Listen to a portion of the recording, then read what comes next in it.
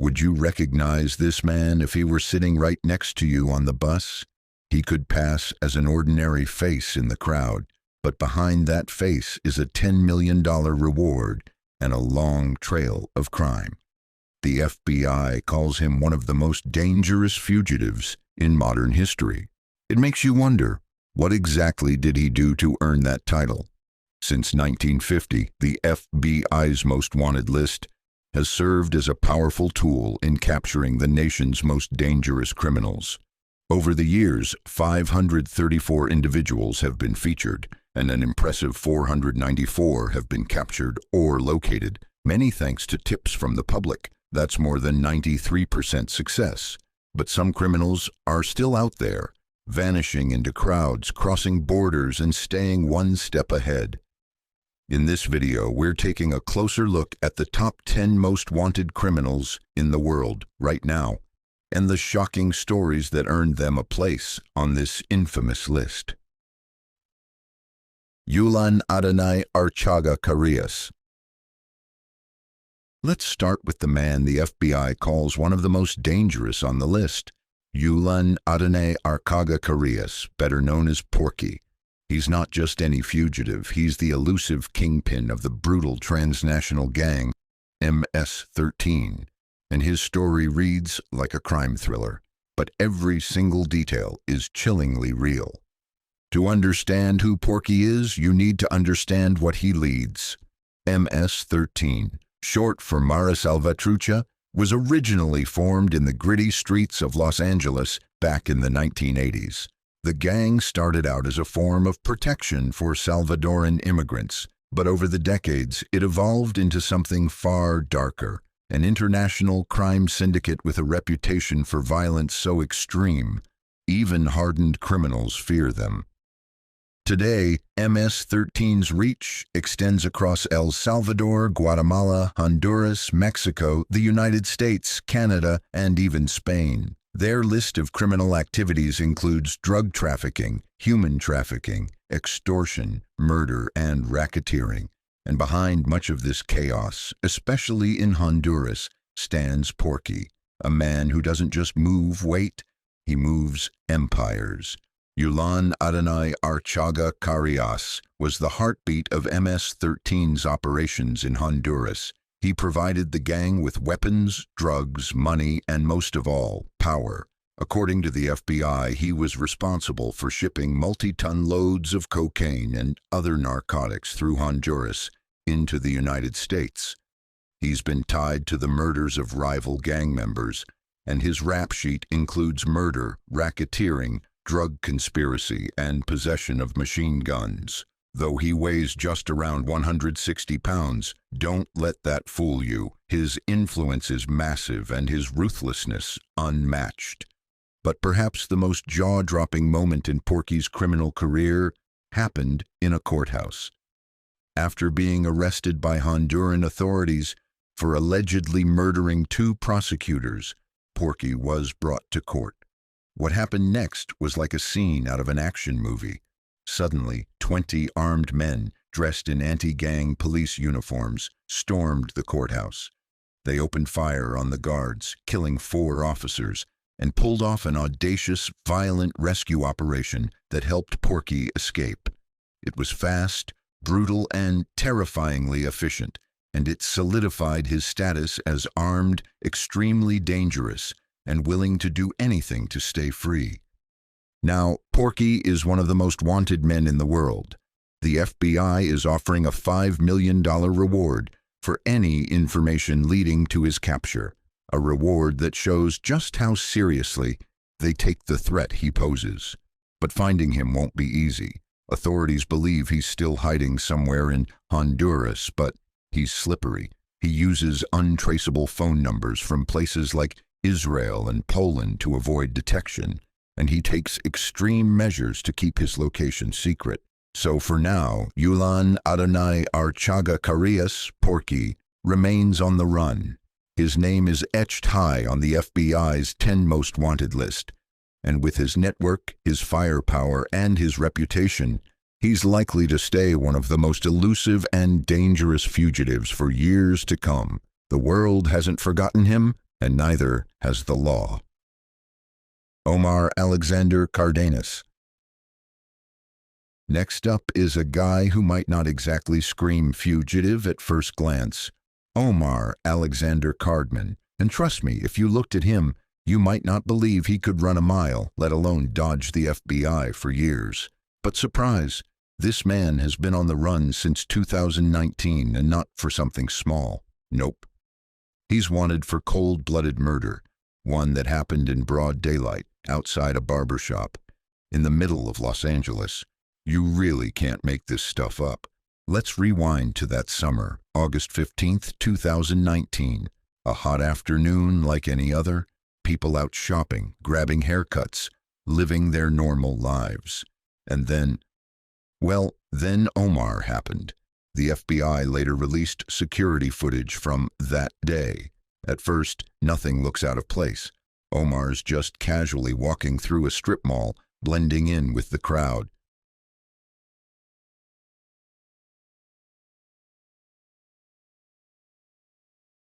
Now, here's where things start to feel off. In the before and after clips, you can see him moving through the area like he's just running errands, totally normal. But then, just moments after he steps out of the frame, he turns a corner and does something that's nothing short of horrifying.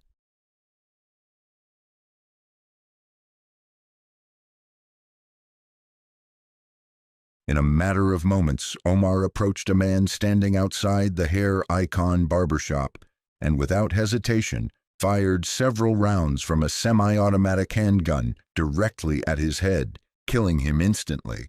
And here's what's even more disturbing. This wasn't in the dead of night. This happened around 4 o'clock in the afternoon, in broad daylight, with people around and cameras rolling. It wasn't some carefully plotted, hidden-away hit. Omar just walked up, pulled the trigger, and ran like hell. The footage even captures him fleeing the scene. And from that moment on, he vanished. Now, Omar isn't just some random guy. He's believed to be connected to the Pier Street gang in Los Angeles and often goes by the simple nickname Omar. After the shooting, law enforcement believes he fled the country, most likely heading to Mexico, where he may be hiding out with relatives. By September 2021, the feds had enough to charge him with murder and unlawful flight to avoid prosecution, landing him a spot on the FBI's 10 Most Wanted list. What makes this case so maddening is how little we actually know about him. I mean, he's been on the run for years, yet there's hardly any concrete info out there. What we do know, he's a big guy, around 300 pounds, wears thick prescription glasses, has at least one tattoo, and is considered armed and dangerous. That's it. That's what the authorities are working with.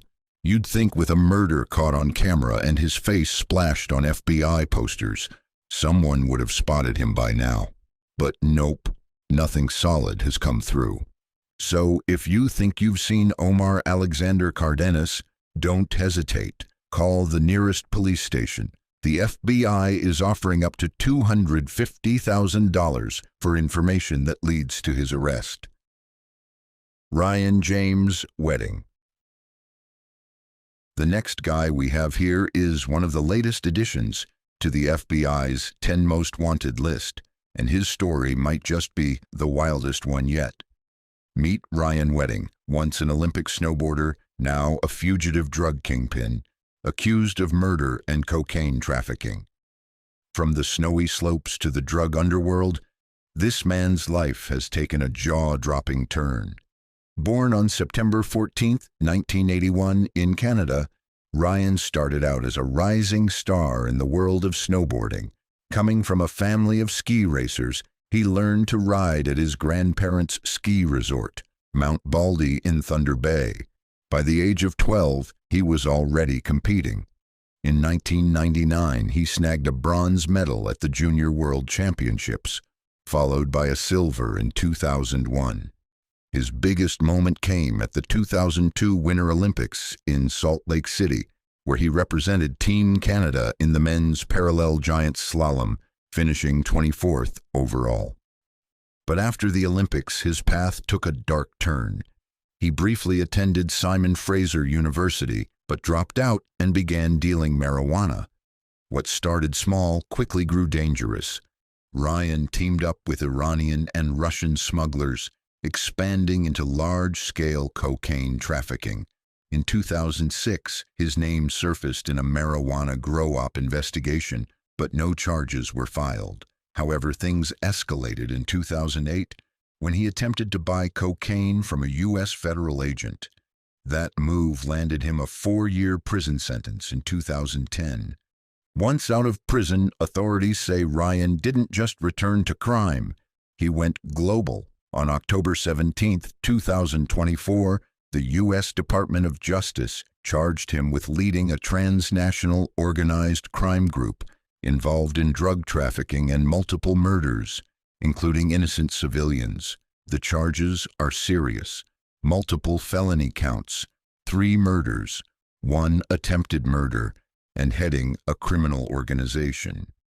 As part of Operation Giant Slalom, a multi-agency sting, Wedding was tied to the brutal killings of Jagtar and Harbhajan Sidhu, a couple in their 50s murdered in November 2023, and Mohammed Zafar, who was killed in May 2024. He's also believed to have orchestrated these murders with an associate, Andrew Clark, who himself is charged in the April 2024 killing of Randy Fader. And where is Ryan now? According to investigators, he fled to Mexico, where he became a high-ranking member of the Sinaloa cartel. Yes, that Sinaloa cartel, one of the most dangerous drug organizations on Earth. Down there, he goes by names like El Jefe, Giant, or simply Public Enemy. His second-in-command was arrested in Mexico in October 2024, but Ryan remains on the run. On March 6, 2025, he officially joined the FBI 10 Most Wanted Fugitives list, replacing Alexis Flores, and the FBI is offering a staggering $10 million reward for information that leads to his capture. On a personal note, while behind bars in 2011, Ryan married a woman from British Columbia, but the marriage didn't last. They've since separated and she's remarried. Meanwhile, Ryan's name is back in the spotlight, but not for his Olympic career. His dramatic rise and fall are now being turned into a documentary series titled Snow King from Olympian to Narco. The show is being produced by Rolling Stone Films, Dogwoof, Visitor Media, and Corriente del Golfo, a company co-founded by actors Gael Garcia Bernal and Diego Luna. So here we are. From Olympic glory to cartel infamy, Ryan Wedding has gone from chasing gold medals to running from justice.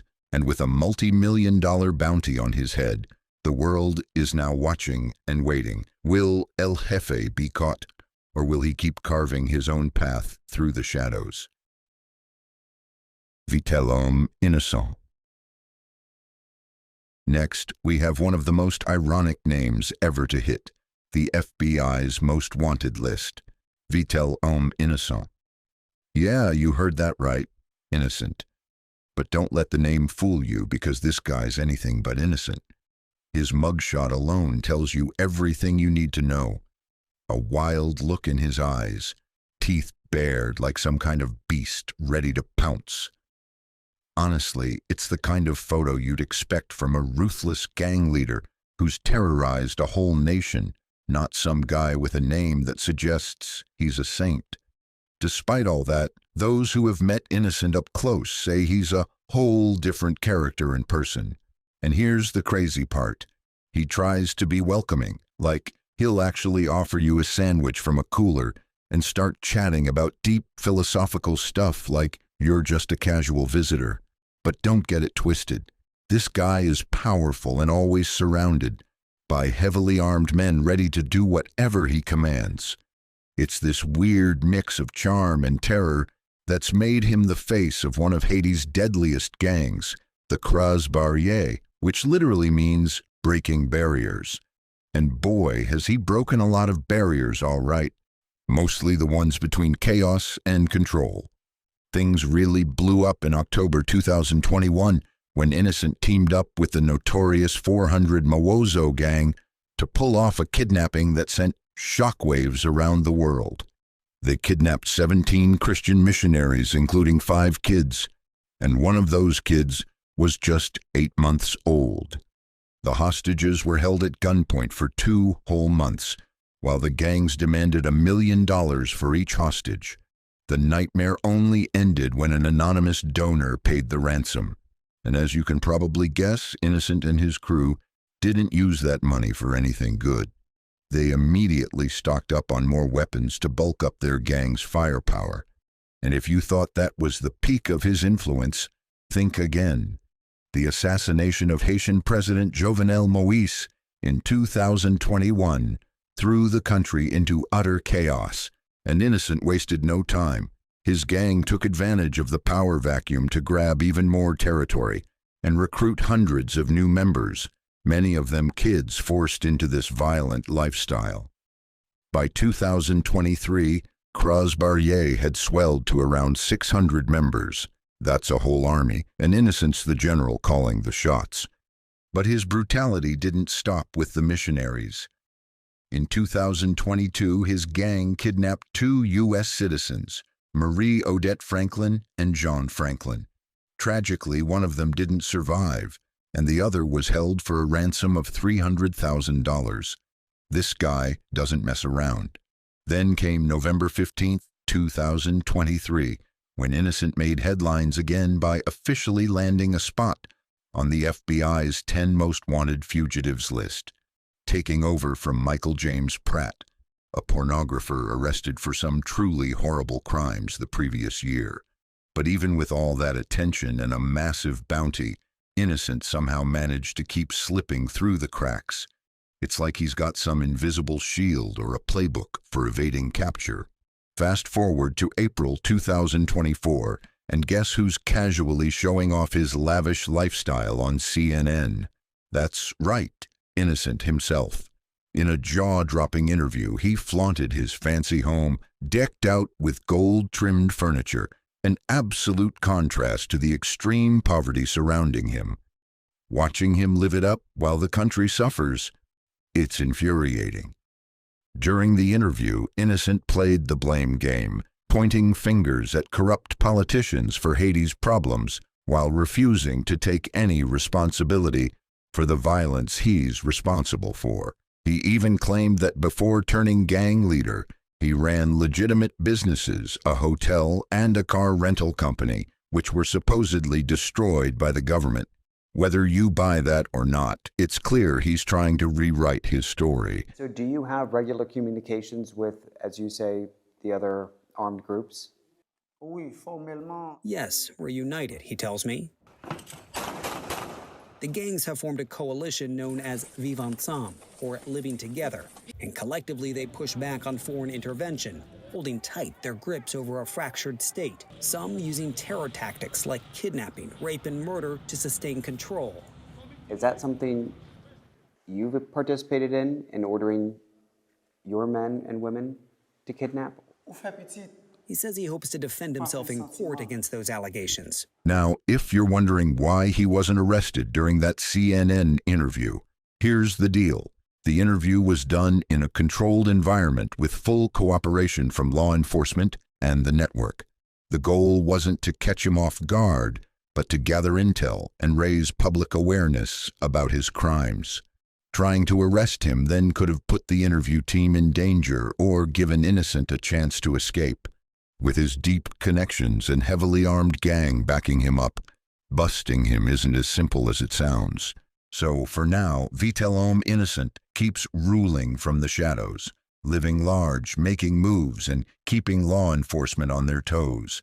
And honestly, it's going to take some serious effort, guts, and maybe a bit of luck to finally bring this guy down. I honestly want to know your thoughts on this. What do you think is the best way to capture someone this wanted? Drop your ideas below. Ruja Ignatova. Moving down the list, we hit a name that sends chills through investors worldwide.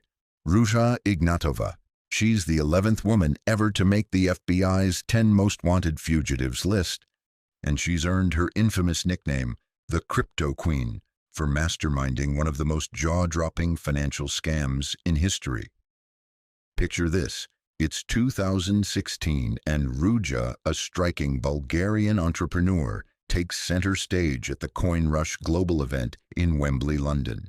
Dressed in a bold red gown, she exudes confidence and charm. The crowd is hooked as she reveals her grand vision for OneCoin, a cryptocurrency she boldly claims will make Bitcoin obsolete and fast. But what makes us different from all the Mickey Mouse coins out there who copy our concept?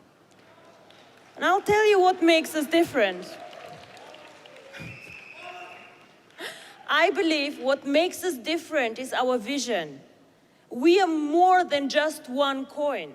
She promised that in just 2 years, the world would forget about Bitcoin, and OneCoin would reign supreme as the one true crypto king. Investors were dazzled, caught up in her magnetic charisma and promises of untold riches. Completely unaware they were walking straight into a financial trap. Over the next few years, Ruja's promises grew bigger and bolder. She assured investors they could multiply their money 5 or even 10 times by buying into OneCoin. Normally, such guarantees would trigger alarms, but at the height of the cryptocurrency craze, investors were eager to dive in without a second thought. Between 2014 and 2016, OneCoin raked in an eye-popping $4 billion, with over $50 million coming from U.S. investors alone. However, OneCoin was never a legit cryptocurrency. It was a pyramid scheme dressed up in digital glamour. Investors weren't just buying coins, they were pressured to recruit friends to buy in too. For a while, the scheme seemed unstoppable. But soon, cracks appeared. Investors struggled to sell their OneCoins and saw no way to get their money back. Online forums buzzed with complaints, and whispers of a scam began to spread. Federal investigators quickly caught on, and then Ruja vanished. Just months after her dazzling debut, in late 2016, she boarded a flight from Bulgaria to Greece and disappeared without a trace. Leaked emails later revealed the shocking truth. Ruja knew from the start she was deceiving people. She called her own coin trash and branded her investors idiots for believing her. One damning message suggested to her partner, Carl Greenwood, that they take the money and run, and pin the blame on someone else. While Ruja plotted her escape, Greenwood couldn't dodge justice. He pleaded guilty to wire fraud and conspiracy to launder money, landing a 20-year prison sentence. The FBI had been trailing Ruja for years, even recruiting her American boyfriend as an informant. After gathering enough evidence, she was charged with wire fraud, money laundering, and securities fraud. But here's the twist. Ruja Ignatova isn't your average scammer. Fluent in 4 languages, sharp, articulate, and once a rising star at a top consulting firm, she had style and sophistication, a love for fashion, and a carefully crafted, glamorous image.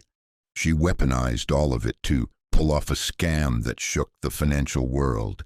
Since she vanished, rumors swirl wildly. Some say she altered her appearance with plastic surgery. Others claim she travels with armed guards. Darker whispers even suggest she might have been killed by an accomplice. But nothing is confirmed. The FBI suspects she's using a German passport to slip through countries like the United Arab Emirates, Bulgaria, Germany, Russia, Greece, and other parts of Eastern Europe. After nearly 8 years on the run, catching Ruja is like chasing a ghost in a maze.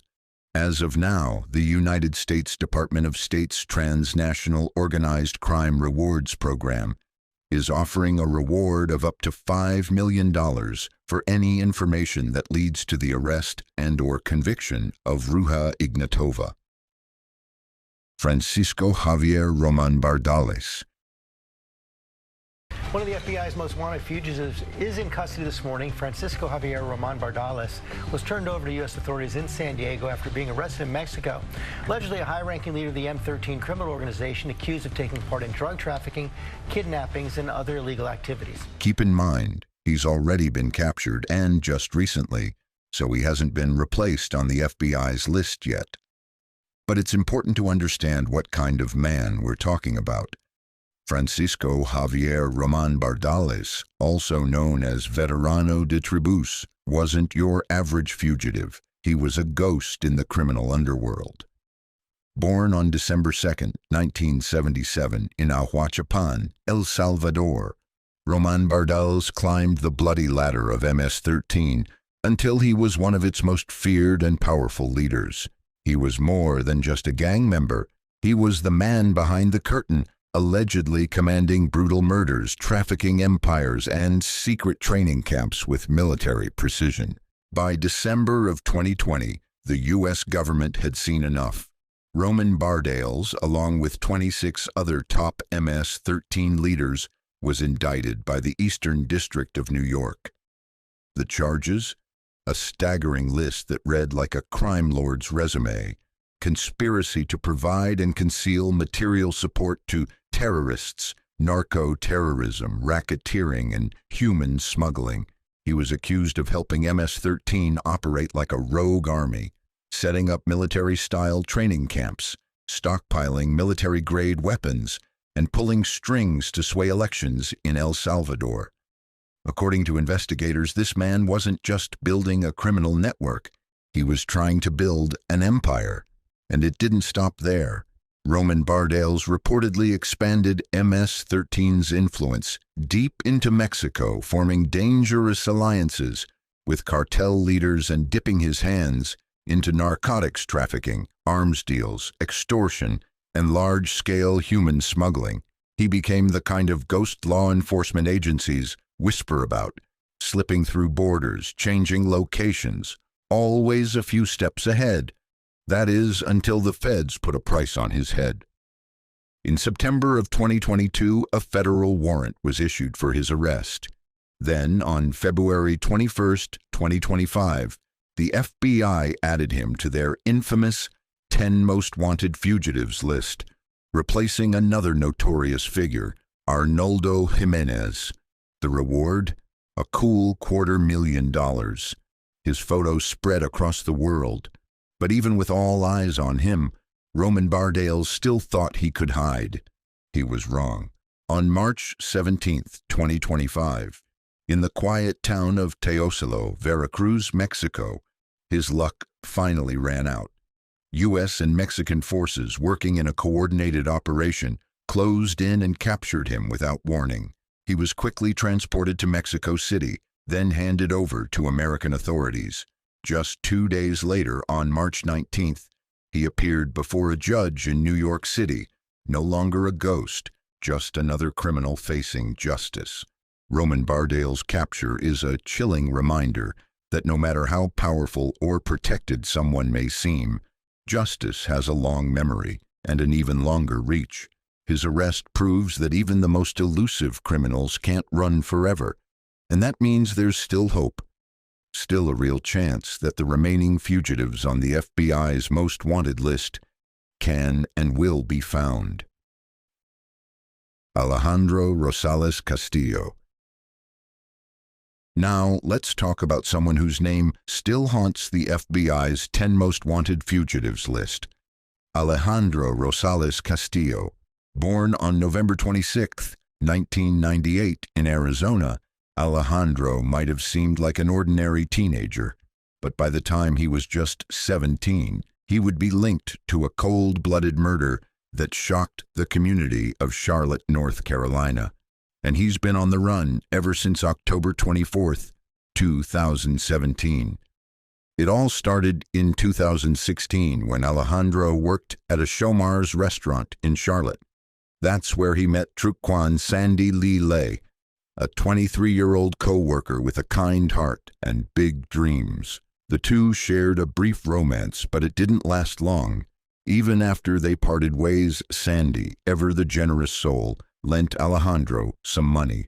He never paid her back. Then one day, Alejandro sent her a message. He said he wanted to repay her, finally make things right. Sandy agreed to meet him at a quick-trip gas station on Eastway Drive, but that promise turned out to be a deadly trap.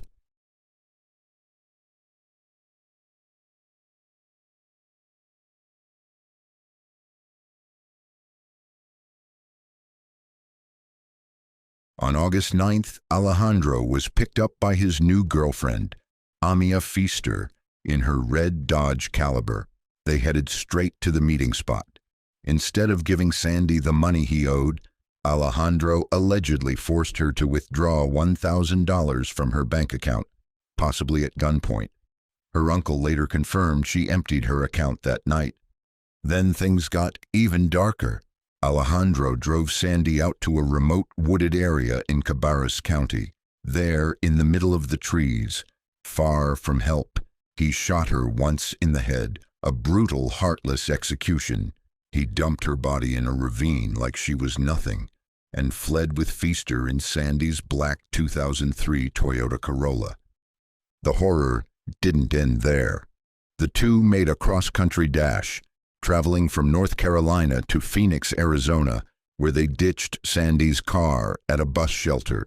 Authorities found the vehicle on August 15th, and then a chilling discovery. Surveillance footage captured Alejandro crossing the border into Mexico. That was the last solid lead. After that, he vanished. By November, Alejandro was officially charged with first-degree murder, and a few months later, additional charges followed for unlawful flight to avoid prosecution. As for Amia Feaster, she turned herself in to Mexican authorities on October 20th, just 2 months after the murder. She was extradited back to the United States on October 22nd and charged with being an accessory to murder and larceny of a motor vehicle.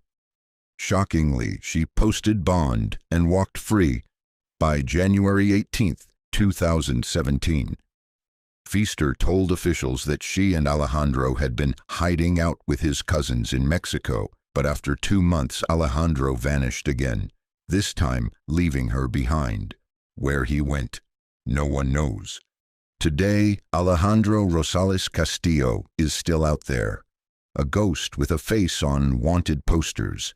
His story resurfaced on America's Most Wanted on February 26, 2024, reigniting public attention.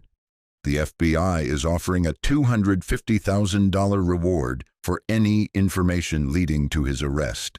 They haven't given up, and neither has Sandy's family. Her memory is still alive, and justice is still waiting.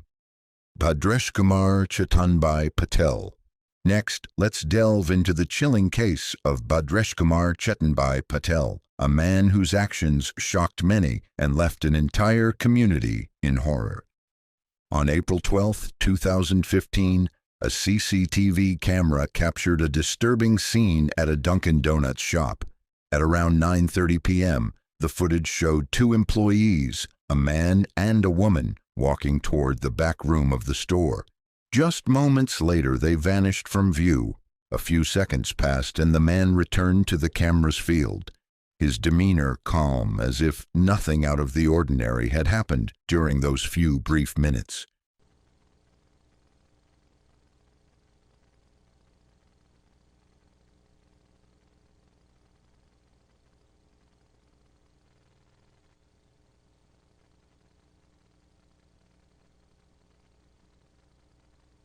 However, this calm facade was quickly shattered when customers began to notice something strange. No employees were in sight. Concerned, they contacted the police. When authorities arrived, they made a horrifying discovery. Lying lifeless on the floor of the back room was Palak, an Indian woman brutally murdered. She had been pummeled to death by the man seen in the footage, her husband, Bhadresh Kumar Chetanbhai Patel. As investigators looked deeper into the couple's life, a disturbing pattern began to emerge. There had been intense arguments leading up to that tragic night. According to court documents, both of their visas were set to expire in just a few weeks. Palak wanted to return to India, while Bhadresh Kumar insisted on staying in the United States. This clash of desires reached a breaking point. In a moment of rage, he committed the unthinkable. He took the life of his own wife. After the crime, Bhadresh Kumar was last seen taking a taxi from a hotel in New Jersey to a train station in Newark. What happened after that remains one of law enforcement's most puzzling mysteries. He simply vanished. And to make sure this dangerous man didn't fall through the cracks, the FBI added him to their most wanted list. As of today, the reward for information leading to his capture stands at $250,000. But nearly 10 years have passed since that horrific crime, and so far, justice has not been served. Many believe that Bhadresh Kumar may have returned to India, where he could be living under the radar freely, while the law continues to chase shadows. Wilfred Villegas Palamino. Wilfred Villegas Palamino has become notorious for his crimes. He became the 530th addition to the FBI's most wanted list due to multiple serious charges, including narco-terrorism, murder, and drug trafficking. Often going by the nickname The Hog, Palamino is a high-ranking member of the National Liberation Army. He has been involved in a shocking 2-decade-long conspiracy to smuggle drugs from Colombia into the United States. A warrant for his arrest was issued back in 2020, highlighting the gravity of his actions. Wilfred's criminal history is chilling. He is accused of being involved in the murders of several human rights advocates in Venezuela and the Catatumbo region of Colombia between 2017 and 2019. His position within the ELN grants him significant power and influence, making him directly responsible for flooding major U.S. cities, including Houston, with dangerous drugs. Due to his involvement in such violent activities, the United States Department of State's Narcotics Rewards Program has placed a staggering reward of up to $5 million for information leading to Palamino's arrest. As of today, no one knows exactly where he is hiding. It is believed that the ELN controls the production of over 200 tons of narcotics, which are then trafficked across the globe, including into the United States. This massive drug trafficking operation is one of the key reasons he was placed on the FBI's most wanted list. Fausto Isidro Meza Flores. Next, we have a man whose name carries weight in both criminal and cartel circles, Fausto Isidro Meza Flores. Known on the streets as El Chapo Isidro, he has carved a bloody legacy as a powerful Mexican drug lord and leader of the notorious Los Mazatlecos gang. Meza Flores currently ranks among the FBI's 10 most wanted fugitives, and for good reason. He was born on June 19, 1982 in Navojoa, Sonora, Mexico, and from a young age found himself drawn into the violent underworld of drug trafficking. Standing at 5 feet 6 inches tall and weighing around 160 pounds, he may not look intimidating, but his criminal record tells another story. On February 4, 2025, he became the 533rd person to be added to the FBI's 10 most wanted list, replacing Donald Eugene Fields Detekenu, who was wanted for child sex trafficking. Meza Flores began his criminal career in the 1990s, first working under Amado Carrillo Fuentes of the Juarez cartel. After Fuentes died during a botched plastic surgery operation in 1997, Meza Flores left the organization and joined the Beltran Leyva cartel. He quickly rose through the ranks, earning a reputation as a skilled and daring hitman. When Arturo Beltran Leyva was killed by Mexican military forces in December 2009, many fled the collapsing cartel, but Meza Flores stayed loyal and possibly formed ties with Vicente Carrillo Fuentes. His criminal influence was on full display during the Tubutama, Sonora shootout on July 1, 2010. A violent clash between the Sinaloa cartel, backed by Gente Nueva, and the Beltran Leyva cartel, with support from Los Zetas and Meza Flores's Los Mazatlecos, resulted in around 30 deaths. Just miles from the Arizona border, this bloody ambush shocked both Mexico and the United States. 11 bullet-riddled vehicles were found, many marked with an X, a signature cartel tactic to avoid friendly fire. Los Mazatlecos, his loyal gang, operates in regions like Guasave, Los Mochis, and Mazatlan, smuggling massive quantities of methamphetamine, heroin, marijuana, and cocaine since the year 2000. Meza Flores remained a key leader within the Beltran Leyva cartel, particularly after becoming the right-hand man of Hector Beltran Leyva. He ruled over strongholds like Mazatlan, Guamuchil, Los Mochis, Xoa, and even Los Cabos. In April 28, 2010, he narrowly escaped capture in Xoa, but the attempt resulted in the deaths of 2 soldiers and 12 of his men, including his trusted aide Omar Alfonso Rubio, also known as El Chonte. On December 12, 2013, another blow came when his top lieutenant, Ignacio Nacho Gonzalez, was arrested by the Mexican army in Guasave. Today, Fausto Isidro Meza Flores is wanted by the United States government for drug trafficking and weapons charges. The U.S. Department of State's Narcotics Rewards Program is offering up to $5 million for information that leads to his capture. His last known sighting was in Nuevo León, where he reportedly attended a youth basketball game in San Pedro Garza Garcia on January 19, 2013. His financial operations didn't go unnoticed either.